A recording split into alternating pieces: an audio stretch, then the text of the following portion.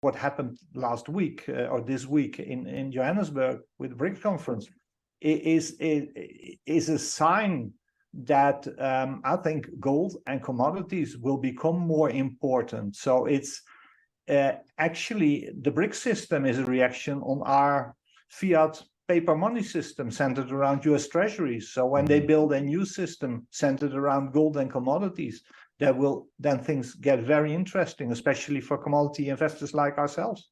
I think the next few years or even few decades, we'll see a strong bull market in commodities and in precious metals.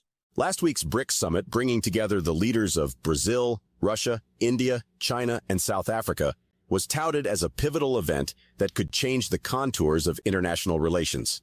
Willem Middelkoop, founder of Commodity Discovery Fund, sees the BRICS system as a response to the existing fiat paper money system tied to U.S. treasuries. He envisions creating a new financial system centered around commodities, particularly precious metals, which could prove especially intriguing for investors focused on commodities.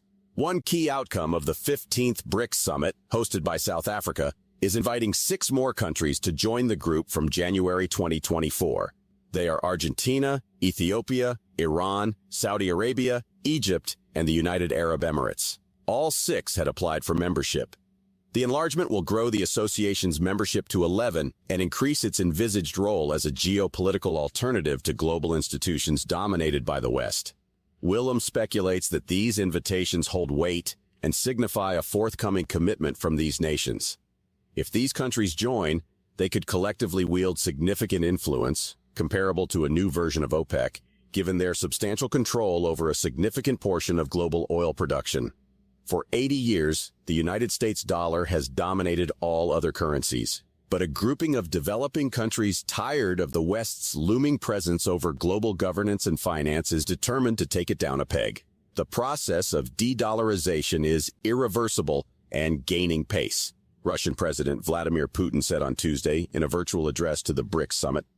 While Willem acknowledges the possibility of shifts in the global order, he cautions against expecting a sudden collapse of the dollar system within a short time frame. He points out that these transitions take time, although the dollar's value has decreased significantly compared to other currencies like the Chinese renminbi. He asserts that the BRICS countries, led by China, are growing stronger, particularly as they seek unity to challenge what they perceive as Western financial system disparities. We will now bring you clips from Willem Middelkoop's interviews with Wall Street Silver. But before we do, if you want more videos like this, hit the subscribe button and turn on the notification bell for more updates. Thank you, and enjoy the video. I think it's quite significant that we had this BRICS conference, and we learned that they invited 6 countries to join the BRICS alliance. And I don't think these countries are named without their approval. So when they say the Saudis are invited, it means that the Saudis will really join them next year. And of course, we've had these rumors in the last few months that the Saudis might be willing to join the BRICS alliance. And that's highly significant because the BRICS alliance could turn up to be like a new OPEC. You know, they control almost half of world's oil production. We'll have, of some of us might remember the footage, I think it was from 2019, during the G20 conference, when MBS, the leader of Saudi Arabia, made this high five with Putin. Yeah, I remember that. With Trump in the back. And we were all surprised. So why were they joking that way? And now we know that President Xi and President Putin have met up over 40 times face to face to discuss all these changes. And both Russia and China, both leaders, have made several statements that they're working on a whole new plan. And I think President Xi has a longer term vision. And he's shown his cards now, and this I think when we look back 5 or 10 years from now, we'll say this is all very this was all very significant. There's a war ongoing against Russia. Yeah, that's in the Ukraine, and the US made it quite clear that they're willing to take on China. Several generals or ex-generals have said we need to prepare for war. And remember, President Xi, he told his generals prepare for war. So the US won't go down without a fight, but don't expect a collapse of the dollar system within 12 months. This all takes time. And the dollar, world trade is still done in dollars for 90%. But if you look at world trade in renminbi, it's now almost 5%. And that was just 1% a few years ago. So the BRICS countries, China as its leader, are getting stronger. And when they really are able to unite, I think each country of the BRICS has its own priorities, has its own agenda.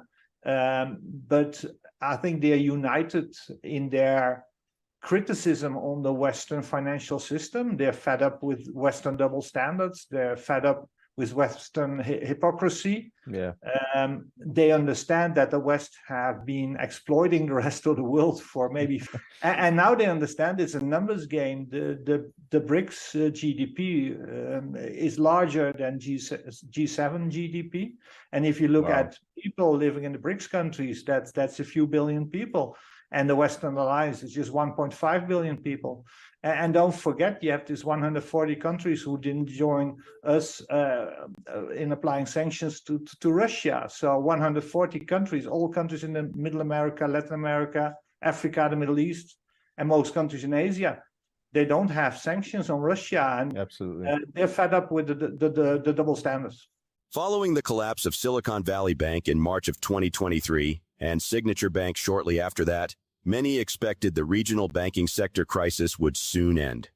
Willem acknowledges that central banks have quickly resolved the banking crisis of the past through printing money. However, he points out that there's one crisis that can't be fixed by money printing, and that's inflation. Inflation can't be controlled by simply printing more money, which raises concerns about the potential for a crisis that central banks might not be able to manage effectively.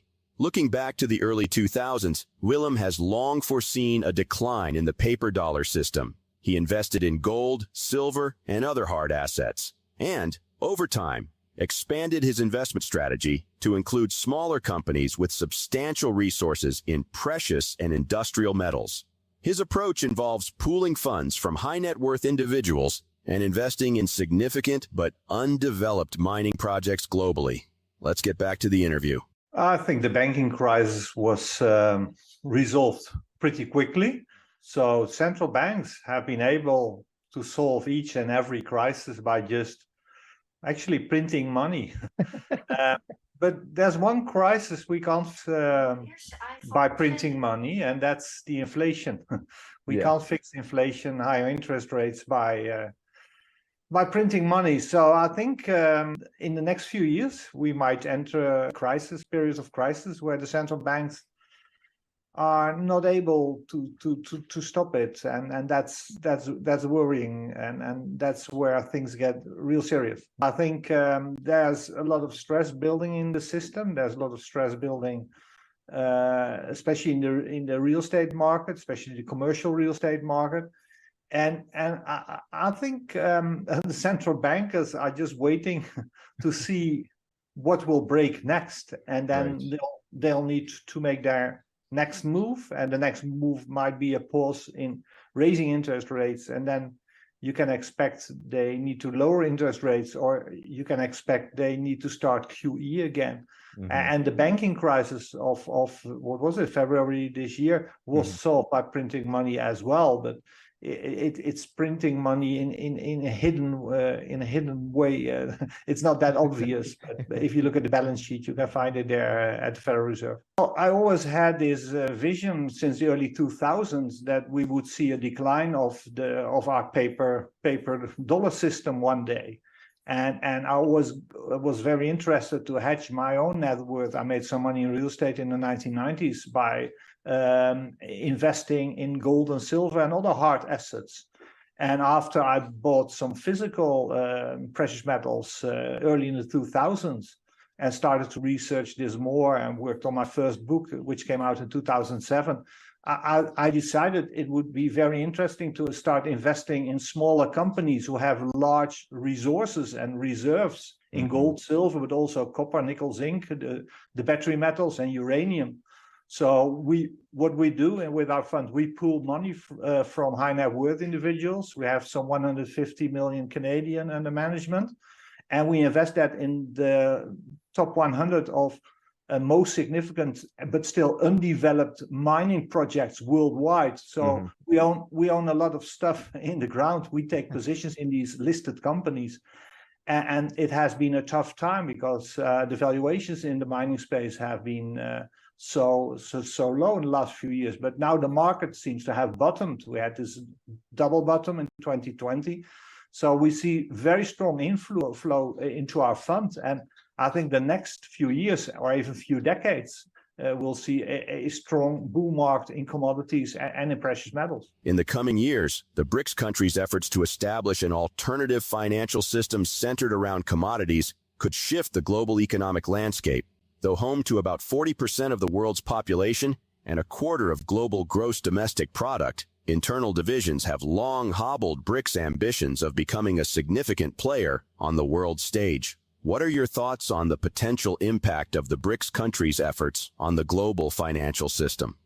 Please share your thoughts in the comment section below. If you found this video informative, remember to give it a thumbs up, subscribe to our channel, and enable notifications to stay informed about our latest videos on silver, gold, and copper. Thank you for watching, and we appreciate your support.